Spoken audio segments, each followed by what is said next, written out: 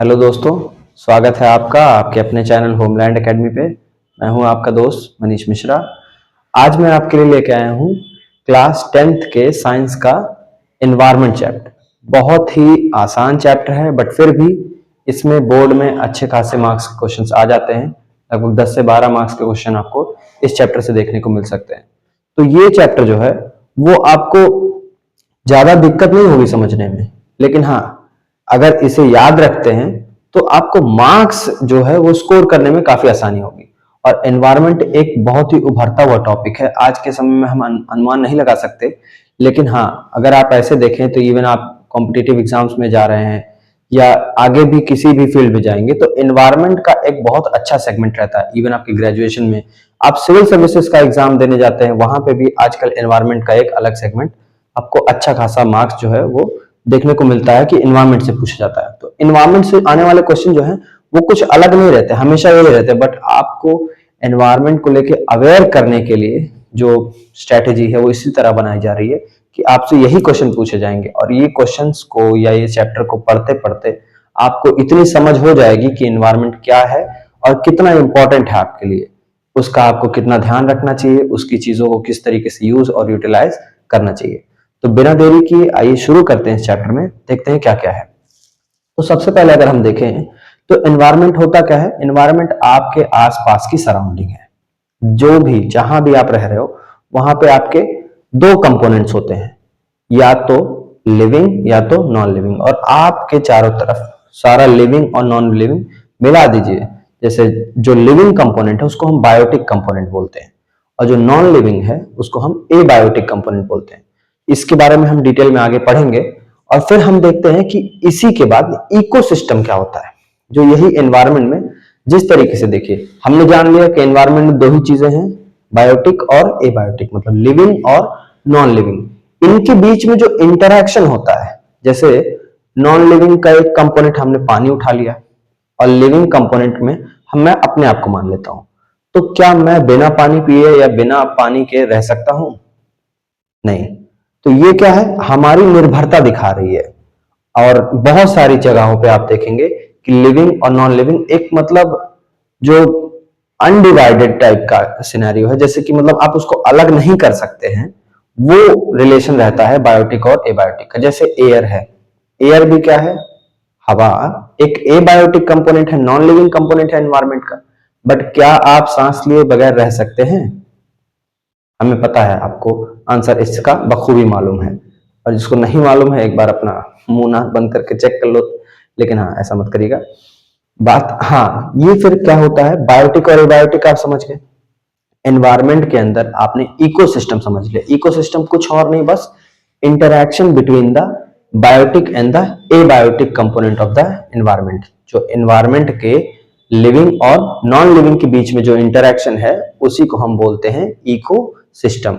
अच्छा, इसके बाद क्या किस तरीके से हमने अपने एनवायरमेंट के साथ, मतलब जो अब तक का रिलेशनशिप है वो निभाया है, क्या हमने उसको यूटिलाइज किया है प्रॉपरली, या उसको ओवर यूटिलाइज किया है, या एक्सप्लॉइट किया है, जिसको हम आसान भाषा में बोले तो उसके साथ केवल क्या किया है, खिलवाड़ किया है।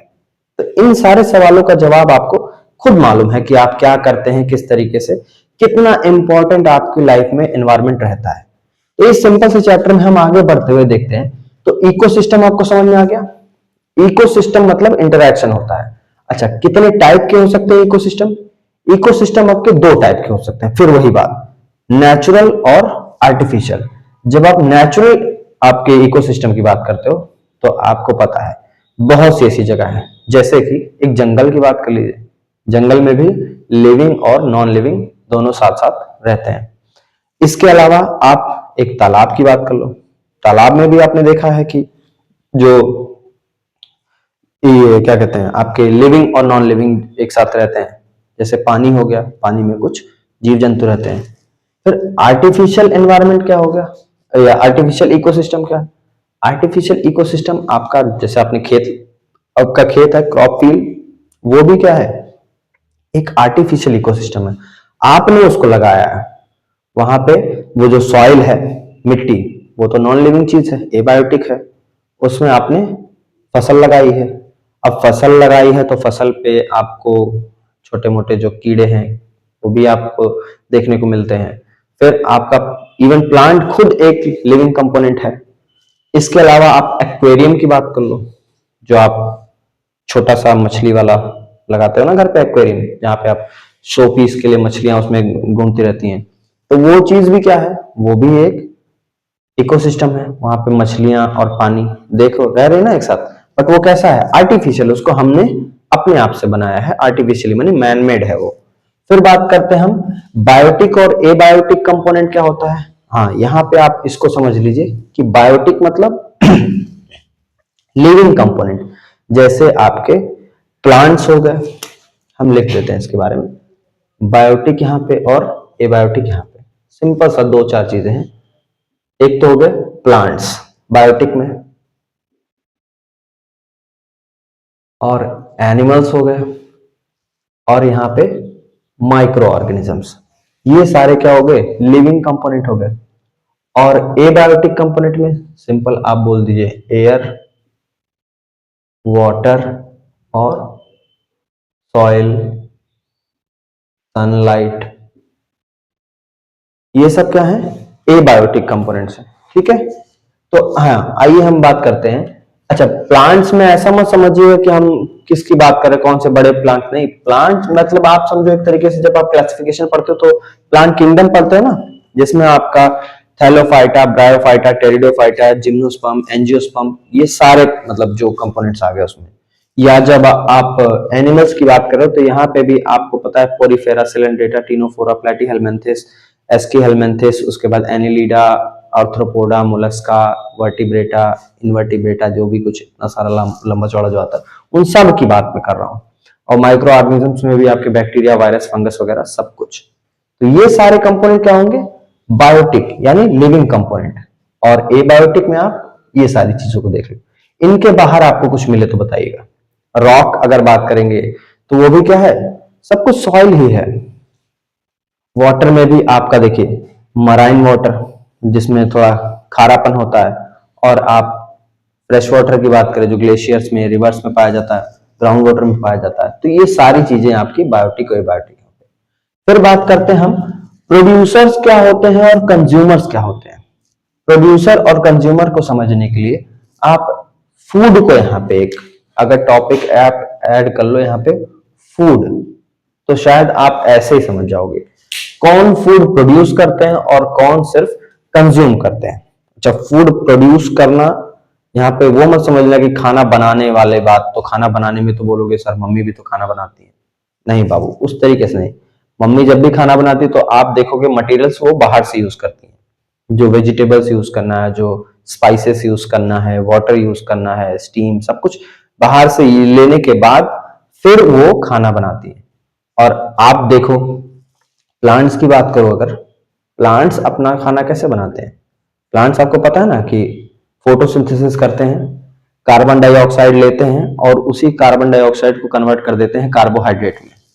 कैसे, प्लांट्स क्या लेते हैं, CO2 लेते हैं, और उसी CO2 को वो कन्वर्ट कर देते हैं C6H12O6 में। इसी प्रोसेस को बोलते हैं फोटोसिंथेसिस। इसमें और क्या क्या यूज होता है, इसमें यूज होता है वाटर यूज होता है, सनलाइट यूज होता है और क्लोरोफिल यूज होता है। तो ये चीजें क्या है, ये सारी चीजें प्लांट्स को मिल जाती हैं और प्लांट्स इससे अपना फूड प्रिपेयर कर लेता है। तो वो क्या हो गया, वो प्रोड्यूसर की कैटेगरी में आ गया, जो किसी और पे खाने के लिए निर्भर नहीं है। एक प्लांट दूसरे प्लांट को नहीं खा रहा। हाँ, आप जरूर, कुछ मेरे भी दिमाग में ऐसा आ रहा था कि अगर आप बात करेंगे कुछ जैसे पिचर प्लांट की या वीनस फ्लाई ट्रैप की, ये सारे प्लांट्स ऐसे हैं जो इंसेक्टिवोरस हैं, मतलब ये कीड़े मकोड़ों को खा लेते हैं। ऐसे मुंह खुला सा रहेगा, फ्लावर जैसा दिखेगा, उसमें जैसे कीड़ा आके बैठेगा वो मुंह बंद कर लेगा। तो आप देखेंगे वीनस फ्लाई ट्रैप और पिचर प्लांट, ये सब क्या है, ये सब इंसेक्टिवोरस प्लांट्स हैं। आप एक्सेप्शन देखिए बहुत सारे आपको मिल जाते हैं, बट जनरली जो प्लांट्स हैं, जिनके पास, जो ग्रीन प्लांट्स हैं, जिनके पास क्लोरोफिल है, वो अपना खाना खुद बनाते हैं, अपना कार्बोहाइड्रेट खुद बनाते हैं, सॉरी। और कंज्यूमर्स कौन होते हैं, कंज्यूमर्स वो होते हैं, जैसे ये शक्ल देखिए, आपकी अपनी देखिए और बाकी जानवरों को देखिए, या गाय भैंस जो भी, जो सब कुछ बाहर से खाने पर निर्भर है। हमको फोटोसिंथेसिस नहीं आता कि हम जाए धूप में ऐसे खड़े हो जाएं और उसके बाद बोले हाँ पेट भर गया। ऐसा नहीं होगा, बल्कि और भूख लगेगी, और भूख लगेगी तो गुस्सा लगेगा। तो ये तो समझ सकते हैं। तो कंज्यूमर्स हम लोग हैं, कंज्यूमर्स जो दूसरे पे अपने खाने के लिए निर्भर रहते हैं। ठीक है, तो ऐसे कर सकते हैं कि हम प्रोड्यूसर्स को ऐसे ट्रॉपिक बोलते हैं ना, ऑटोट्रॉपिक बोल सकते हैं प्लांट्स को, और अपने आप को हम लोग हेट्रोट्रॉपिक बोल सकते हैं। ये सब क्या है, ये हेट्रोट्रॉपिक और ऑटोट्रॉपिक, बस ऑटो मतलब खुद से, अपने आप से, ऑटोमेटिक जैसे होता है ना, अपने आप से जो मशीन फंक्शन करे उसको ऑटोमेटिक बोलते हैं। ऐसे ही ऑटोट्रॉपिक और हेट्रोट्रॉपिक, जो दूसरे पे अपने खाने के लिए निर्भर हो। फिर हम बात करते हैं डिवीजन ऑफ कंज्यूमर्स की। जो कंज्यूमर्स हैं यहाँ पे, उनको हम कितनी कैटेगरी में बांटते हैं, ये सब आप बहुत पहली बार नहीं पढ़ रहे होगे, बट हाँ फिर इस चैप्टर से इनका रेफरेंस है तो हमें इसको यहाँ पे बोलना जरूरी है। तो पहले नंबर पे आ जाएंगे हर्बीवोरस। हर्बीवोरस वो हैं जो डायरेक्ट प्रोड्यूसर्स को खा लेते हैं, मतलब प्लांट्स को खाएंगे। हर्बीवोरस में आपके गाय भैंस बकरी हिरन ये सारी चीजें आ जाएंगी। कार्निवोरस कौन होते हैं, कार्निवोरस घास फूस नहीं खाते, वो ये हर्बीवोरस को खा लेते हैं। मतलब देख रहे हैं ना, सिंपल से ऐसे बस स्टेप वाइज चल रहा है, इसी को हम आगे फूड चेन में पढ़ेंगे। हर्बीवोरस को खाने वाले होते हैं कार्निवोरस। कार्निवोरस मतलब फ्लैश ईटिंग एनिमल, जिनके कैनाइंस होते हैं लंबे लंबे, ये वाले दांत जो होते हैं लंबे होते हैं, तो वो फ्लैश ईटिंग मतलब जो एनिमल्स हैं उनको हम कार्निवोरस बोलते हैं। अच्छा, उसके बाद नीचे आते हैं ओमनिवोरस। ओमनिवोरस मतलब ओमनिवोरस जो दोनों को, प्लांट्स को भी खा सके और एनिमल्स को भी खा सके। जैसे हम लोग मौके पे मीट भी खाते हैं और हम लोग प्लांट्स भी यानी वेजिटेबल्स वगैरह भी खाते हैं। तो हम क्या है, ओमनिवोरस। अगर हाँ हम एनाटॉमिकली बात करें तो हम भी हर्बीवोरस हैं, क्योंकि अगर हमारा भी इंटेस्टाइन देखा जाए तो शेर के इंटेस्टाइन जैसा छोटा नहीं होता है, गाय के इंटेस्टाइन जैसा लंबा हमारा इंटेस्टाइन होता है। और अगर जॉ मूवमेंट की बात करें तो जो हर्बीवोरस होते हैं उनका जॉ जो है वो ऐसे साइडवेज मूव करता है। नॉर्मली कार्निवोरस का जॉ जो है वो सीधा ऊपर नीचे बस ऐसे ही बंद होता है, तो हम तो जॉस को मूव भी कर सकते हैं। तो एक्चुअल में वो तो आपके अपने टेस्ट की चीज है। फिर बात करते हैं हम पैरासाइट। पैरासाइट क्या होते हैं, पैरासाइट वो होते हैं जो किसी की बॉडी पे रह के उन्हीं से न्यूट्रिशन खींचते रहते हैं। अपना ना खाना बनाना है ना ही किसी को मारना है, बस शरीर पे लग के न्यूट्रिशन खींचते रहना है। वो अपने लिए क्या ढूंढते रहते हैं, होस्ट ढूंढते रहते हैं। जैसे हम किसी के यहाँ जाते हैं तो वो हमारी मेहमान नवाजी करने वाला आदमी होस्ट होता है ना, और हम क्या होते हैं, हम एक गेस्ट होते हैं। लेकिन अगर हम उनका खून चूसने लगे तो हम भी गेस्ट नहीं, हम पैरासाइट कहलाएंगे। जैसे कि सर में जुएं होते हैं ना, जुएं क्या करते हैं, जुएं हमारे ही स्कैल्प से न्यूट्रिशन खींचते हैं और वहीं पे आराम से रहते हैं, हमको कोई फायदा नहीं दे रहे हैं लेकिन वहीं पे रह रहे हैं, तो वो पैरासाइट्स होते हैं। फिर बात करते हैं हम डीकंपोजर्स की। डीकंपोजर्स क्या होते हैं, डीकंपोजर्स देखिए ये बहुत ही एनवायरमेंट फ्रेंडली चीजें हैं। जैसे कि जो ऐसे सैप्रोट्रॉप्स या कुछ ऐसे कह लीजिए जो माइक्रो ऑर्गेनिजम्स जो चीजों को मरने के बाद, खत्म होने के बाद उन्हें मिट्टी में मिलाने का काम करते हैं। देखिए मिट्टी में मिलाने से कुछ और मत समझिएगा। देखिए मिट्टी में मिलाने का मतलब, अगर कोई डेड बॉडी पड़ी हुई है किसी जानवर की, रोड एक्सीडेंट वगैरह में मान लीजिए कोई जानवर मारा गया, वो जानवर क्या आप 10 साल 5 साल बाद खाओगे तो वहीं मिलेगा? नहीं, उस पे ये जो बैक्टीरियाज हैं वो डाइजेस्टिव एंजाइम रिलीज करेंगे और उसे गला गला के खत्म कर देंगे। और जो डाइजेस्टिव एंजाइम है वो भी स्पेसिफिक होता है, मतलब ऐसा नहीं कि वो कोई ऐसा एसिड है जिसको गिराने से सब कुछ गल जाता है, नहीं, वो एंजाइम सिर्फ और सिर्फ बायोलॉजिकल मटेरियल को डाइजेस्ट कर पाते हैं। और अगर प्लास्टिक वगैरह पे आप डाइजेस्टिव एंजाइम गिराते रहो उसका कोई फर्क नहीं पड़ेगा। उसी की बेसिस पे हम यहाँ पे बायोडिग्रेडेबल और नॉन बायोडिग्रेडेबल अभी पढ़ेंगे। तो डीकंपोजर्स आप समझ के जो एनवायरमेंट को क्या करें, उसी की चीज लौटा दे। जैसे हम कहते हैं ना, हम भी पंचतत्व, तो हम भी मिट्टी के ही बने हुए हैं और एक दिन मिट्टी में मिल जाना है। तो जैसे कि हमारी शरीर को, अगर हमारी शरीर डेड हो जाती है तो उसको धीरे धीरे ग्रेजुअली डाइजेस्ट करके वापस से मिनरल्स बना के सॉइल को ट्रांसफर कर देने का काम होता है डिकम्पोजर्स का। फिर बात करते हैं फूड चेन की। फूड चेन देखिए, फूड चेन एक तरीके से आपका ऐसे सेगमेंट, जैसे हम पढ़ रहे थे ना यहाँ पे कि प्लांट्स को खाया हर्बीवोरस ने, हर्बीवोरस को खाया कार्निवोरस ने, और कार्निवोरस को मतलब फिर आगे भी टॉप कार्निवोरस होते हैं, ओमनिवोरस वगैरह। तो ये सब क्या है, ये एक ऐसे सेट मतलब बना हुआ है एनर्जी लेवल का।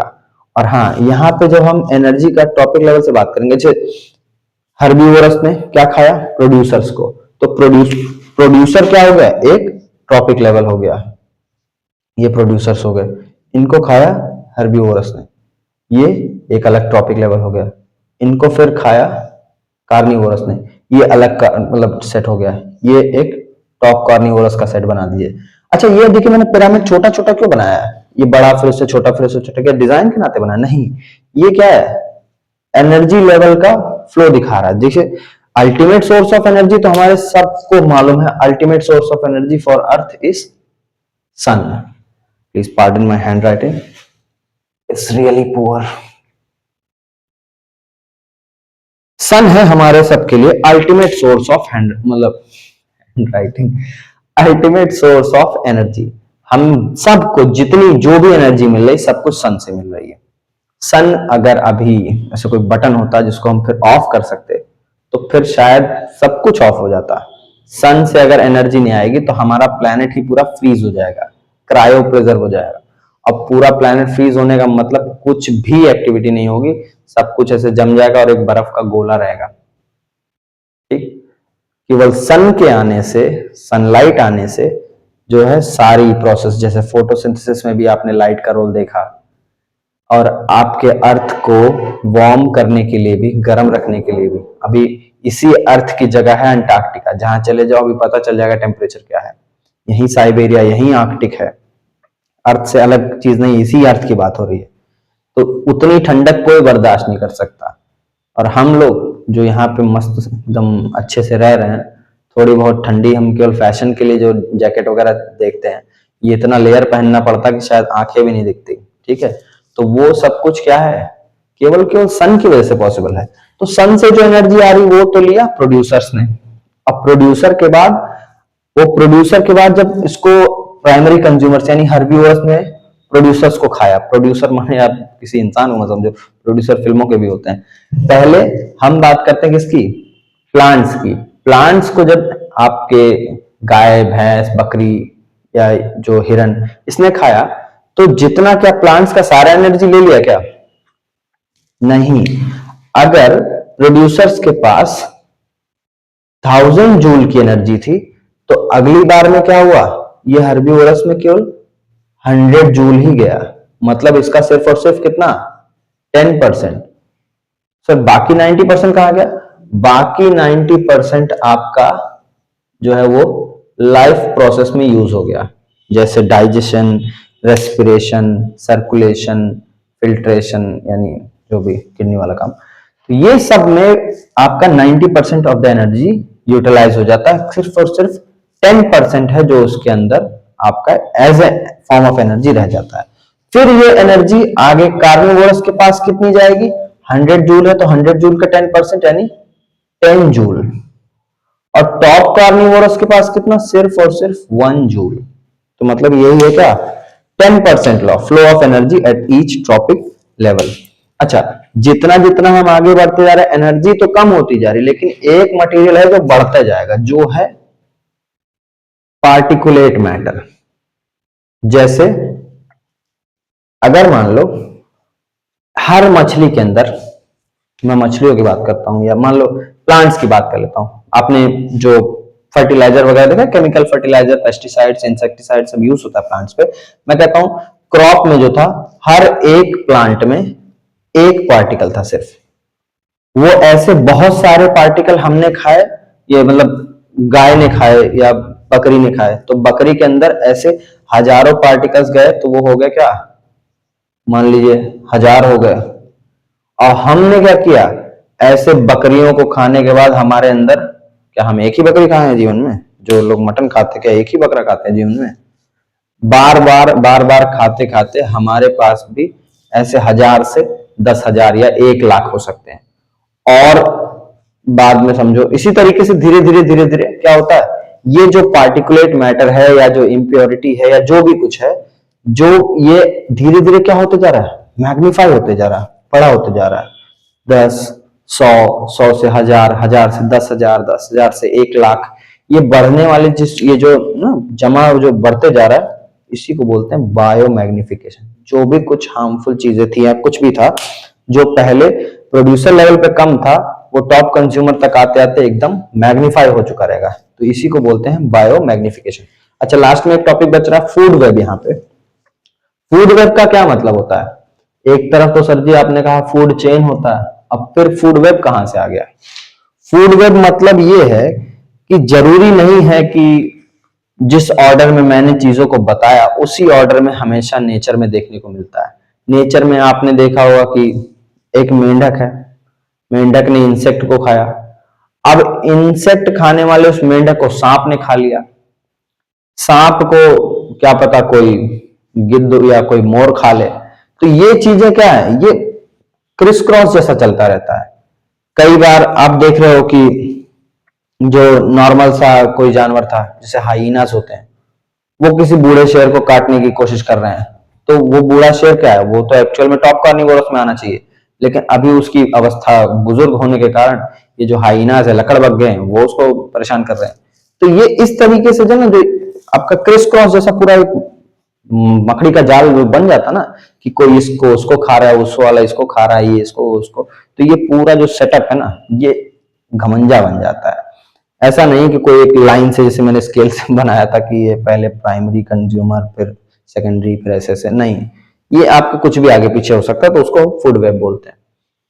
फिर हमारे बात करने की मतलब जो टॉपिक है वो है एनवायरमेंटल प्रॉब्लम्स।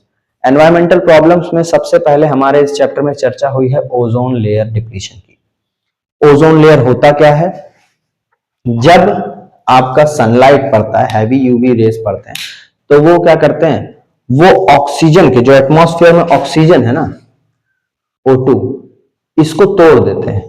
तोड़ देंगे तो ये O+O, मतलब इस तरीके से जो नेसेंट ऑक्सीजन है या जो इंडिविजुअली आप अलग अलग ऑक्सीजन है, ये नेसेंट ऑक्सीजन तैयार होगा। ये नेसेंट ऑक्सीजन आगे जाके किसी O2 से कंबाइन करके बना देगा O3, यही हमारा है ओजोन। ओजोन लेयर पाया कहां जाता है? ओजोन लेयर एक्चुअल में आपके एटमॉस्फेयर के स्ट्रेटोस्फियर लेयर में पाया जाता है। समताप मंडल जिसको शायद बोलते हैं, हाँ वही बोलते हैं। एटमॉस्फेयर के स्ट्रेटोस्फियर लेवल पे पाया जाता है, मानी काफी ऊपर। फिर उसका काम क्या होता है? उसका काम होता है वो एक सुरक्षा कवच के जैसा हमारे अर्थ को प्रोटेक्ट करता है हार्मफुल अल्ट्रावायलेट रेस से। सर हार्मफुल अल्ट्रावायलेट रेस क्यों बोल रहे हो? बिल्कुल इसलिए बोल रहे हैं क्योंकि वो रेस अगर आप पे पड़ती हैं तो आपका स्किन जो है वो रेडिएशन के कारण से मतलब म्यूटेट कर सकता है और स्किन कैंसर वगैरह डेवलप हो सकता है। यूवी रेस बहुत ज्यादा हानिकारक होते हैं, इवन प्लांट्स वगैरह को भी बहुत हद तक डैमेज करते हैं। तो यूवी रेस आपके अर्थ में आने से पहले ही ओजोन लेयर से टकरा के रिफ्लेक्ट करके वापस स्पेस में चली जाती हैं, तो उससे आप सुरक्षित रहते हो जो हार्मफुल अल्ट्रावायलेट रेस है। लेकिन हाँ ओजोन लेयर ये डिप्लीशन क्यों बोल रहे हैं सर आप? ओजोन लेयर डिप्लीशन का इसलिए बोल रहे हैं, यहाँ पे जिक्र हो रहा है क्योंकि हमारे ही कुछ कारणों से, कुछ क्या हमको वातानुकूलित माहौल चाहिए, मतलब एसी वगैरह जो हमारा होता है, एसी, रेफ्रिजरेटर या फायर एक्सटिंग्विशर, ये सब चीजें एक केमिकल रिलीज कर रही थी उस वक्त, क्लोरोफ्लोरोकार्बन जिसका नाम था CFC। ये एक ओजोन डिप्लीटिंग सब्सटेंस था, ठीक है। ओजोन डिप्लीटिंग सब्सटेंस, ये ओजोन को क्या कर रहा था, O3 के मॉलिक्यूल को तोड़ दे रहा था, ऑक्सीजन में बदल दे रहा था। तो O2 की जरूरत वहां वो नहीं है स्ट्रेटोस्फियर में, स्ट्रेटोस्फियर में O3 की जरूरत है, लेकिन हमारा यही CFC जाके उनको डैमेज कर रहा था। तो इसके वजह से बहुत मतलब गवर्नमेंट्स को 1986 में पता चला, 1985 में एक्चुअल में 1985 में पता चला कि अंटार्कटिका जो है उसी के ऊपर एक बहुत बड़ा ओजोन लेयर में होल बन चुका है, जिसको ओजोन होल बोलते थे। तो उससे सरकारों में बहुत जो है एक अलार्म जैसा लगा कि भाई अब नहीं जागेंगे तो हम बेकार हो जाएगा सब कुछ। तो इससे क्या हुआ, उन्होंने फिर सारे देशों ने मिलके, जैसे अंतरराष्ट्रीय संगठनों ने मिलके एक प्रोटोकॉल साइन किया जिसका नाम है क्योटो प्रोटोकॉल। क्योटो एक जापान का शहर है, वहीं पे समिट हुआ था और बहुत सारे देशों ने, लगभग 190 के आसपास शायद देश थे। हाँ, यूनिवर्सल रेटिफिकेशन उसको नहीं मिला था, यूनिवर्सल रेटिफिकेशन मिला था मॉन्ट्रियल प्रोटोकॉल को, जो अगले साल हुआ था। तो जो क्योटो प्रोटोकॉल जापान में होता है उसका मकसद सिर्फ और सिर्फ यही था कि हमें जो ये ओजोन डिप्लीटिंग सब्सटेंसेस हैं इनको धीरे धीरे क्या फेज आउट करना है। जो भी रेफ्रिजरेटर्स वगैरह बन रहे हैं उसमें सीएफसी ना यूज करें। सीएफसी की जगह उन्होंने पता चला बाद में हाइड्रोफ्लोरोकार्बन यूज किया था, एचएफसी, जो भी पता चला कि वो ग्रीन हाउस गैस निकला, बट वो अलग कहानी है। कहने का ये मतलब है क्योटो प्रोटोकॉल जो हुआ था वो सिर्फ और सिर्फ इसी कारण से होता कि हमें ओजोन डिप्लीशन को ध्यान में लेना है। उसी के अगले साल मॉन्ट्रियल प्रोटोकॉल हुआ था। मॉन्ट्रियल एक शहर है कनाडा में, वहां से मतलब उसको यूनिवर्सल रेटिफिकेशन, मतलब सारे देशों ने उस पर हस्ताक्षर किए थे कि हाँ हम सब मिलके इस पे काम करेंगे और हम धीरे धीरे जो ओजोन डिप्लीटिंग सब्सटेंस है उसको फेज आउट कर देंगे, हम उसको इस्तेमाल से बाहर कर देंगे। तो हाँ, उसका अच्छा खासा असर भी पड़ा था, ओजोन लेयर बाद में धीरे धीरे रिप्लेनिश भी हुआ था। फिर हम बात करते हैं गार्बेज और गार्बेज डिस्पोजल। जिस तरीके से हम धीरे धीरे एडवांस होते जा रहे हैं, हमारी जरूरतें भी बढ़ती जा रही हैं, और हमारी जरूरतें जब बढ़ रही हैं, हम चीजें इस्तेमाल कर रहे हैं, तो हमारे साथ जो चलता जा रहा है वह कचरे का ढेर। आप एक नॉर्मल हाउस होल्ड से भी देखो, बड़ा वाला डस्टबिन भर के रोज शाम को कचरा फेंका जाता है, न जाने दिन भर में कौन सा क्या क्या कर लेते हैं लोग। तो कचरा जो है, कचरा ये आप कई कैटेगरी का होता है, उसमें सब कुछ ऐसा नहीं होता कि आप बस फेंक दो, केले का छिलका है कोई गाय खा लेगी या सड़ के खत्म हो जाएगा, नहीं, उसमें कुछ प्लास्टिक है, पॉलिथीन है। और प्लास्टिक तो इतना ज्यादा हो चुका है कि आप सोच ही नहीं सकते, अगर पूरा दिन ऐसा किसी का नहीं गुजरेगा कि दिन भर किसी प्लास्टिक को हाथ ना लगाएं। आप कभी एक दिन ध्यान से पूरा दिन बिताना और सोचना कि हम पूरे दिन में कितने दिखे, मेरे दोनों हाथों में प्लास्टिक अभी। तो अब हम क्या करें, इसी तरीके से हम घिर चुके हैं। तो एक दिन जब ये मारकर ये जो डस्टर है ये खराब होगा तो उसको मैं क्या करूंगा, कहीं ना कहीं फेंकूंगा डस्टबिन में, यहाँ वहां। अब वो कहाँ जाएगा, क्या वो क्या डिग्रेड हो जाएगा, मतलब क्या उसको जो बैक्टीरिया हैं, जो वायरस हैं, या जो पैथोजेंस हैं, या जो माइक्रो ऑर्गेनिज्म है, कुछ भी दुनिया के कोई भी चीजें इनको मतलब इनको डिग्रेड नहीं कर पाती। इनको हमें दूसरे तरीके आजमाने पड़ते हैं, जहां पर नीचे लिखा हुआ है उसको हम पढ़ते हैं। तो ये सारी चीजों से क्या होता है, ये बहुत ज्यादा पोल्यूशन फैलता है, कचरा फैल रहा है, पोल्यूशन फैल रहा है। तो हम क्या समझे उसको, हम पहले कचरे को दो भाग में डालने की कोशिश करते हैं, एक बायोडिग्रेडेबल और एक नॉन बायोडिग्रेडेबल। जो चीजें आसानी से डिकम्पोज हो सकती हैं बैक्टीरियल एक्शन से, उसको हम बायोडिग्रेडेबल बोलते हैं। जैसे आपका सब्जी के छिलके हो गए, कॉटन हो गया, कपड़े हो गए, जो कुछ मतलब आप आसानी से ऑर्गेनिकली उसको डिकम्पोज कर सके। और एक होते हैं नॉन बायोडिग्रेडेबल, जैसे आपके सेमीकंडक्टर के बहुत सारे, मतलब जो इलेक्ट्रॉनिक के बहुत सारे सामान या प्लास्टिक, ये सब डिकम्पोज नहीं होता है। अच्छा, अगर हमें वेस्ट डिस्पोजल करना भी है, पहली बात तो आप कोशिश करिए कि ज्यादा से ज्यादा बायोडिग्रेडेबल मटेरियल यूज करिए, पेपर बैग वगैरह यूज करिए, जूट बैग यूज करिए।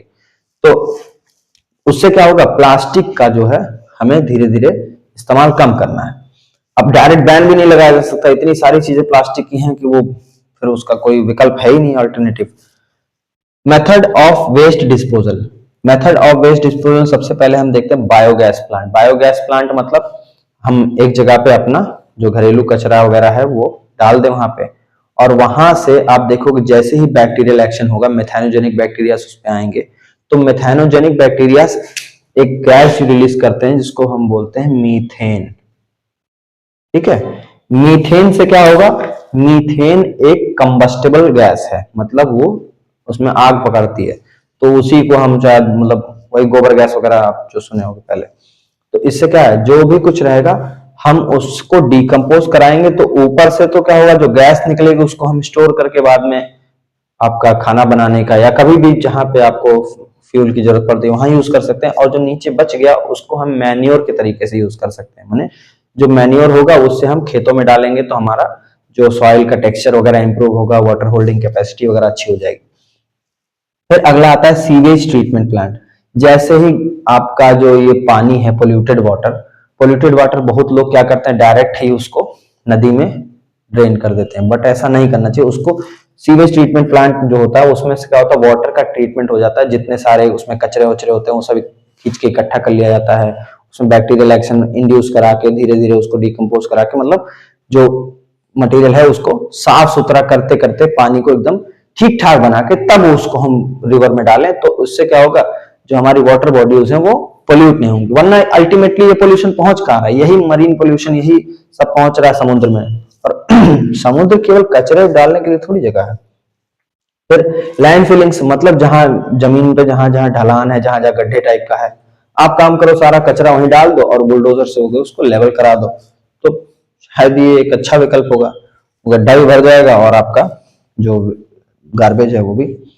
फिर कंपोस्टिंग मतलब क्या होता है, हमने जो दो तरीके की कंपोस्टिंग होती है, तो नॉर्मल, एक तो वर्मी कंपोस्टिंग, जिसमें हमने क्या किया है, एक पिट जैसा बनाया है, गड्ढे जैसा, और उसी में हम सारा कचरा डालते जा रहे हैं और उसमें थोड़े अर्थवॉर्म्स वगैरह छोड़ दीजिए, उसको चाल चाल के ह्यूमस में कन्वर्ट कर देंगे, बाद में आप उसको एक नेचुरल फर्टिलाइजर जैसा खेत में वगैरह डाल के फर्टिलिटी के लिए यूज कर सकते हैं। फिर रिसाइकलिंग, जो आपके पुराने न्यूज़पेपर वगैरह हैं, आप उनको यूं ही मत फेंकिए, उनको आप रिसाइकल करने के लिए अगर दे देंगे तो उससे मतलब एनवलप वगैरह बन जाएगा, या फिर और भी चीजों में यूज हो जाएगा, और बहुत सारी चीजें हैं आपकी जो रिसाइकल हो सकती हैं। और लास्ट में आता है रीयूजिंग, मतलब फिर से क्या है, आपका उसको दोबारा से इस्तेमाल किया जा सके, रीन्यू करके फिर से उसकी कुछ जो इस्तेमाल करने लायक चीजें हैं वो जो नहीं है उसको बदल के जैसे तैसे उसको फिर से काम लायक बना के और उसको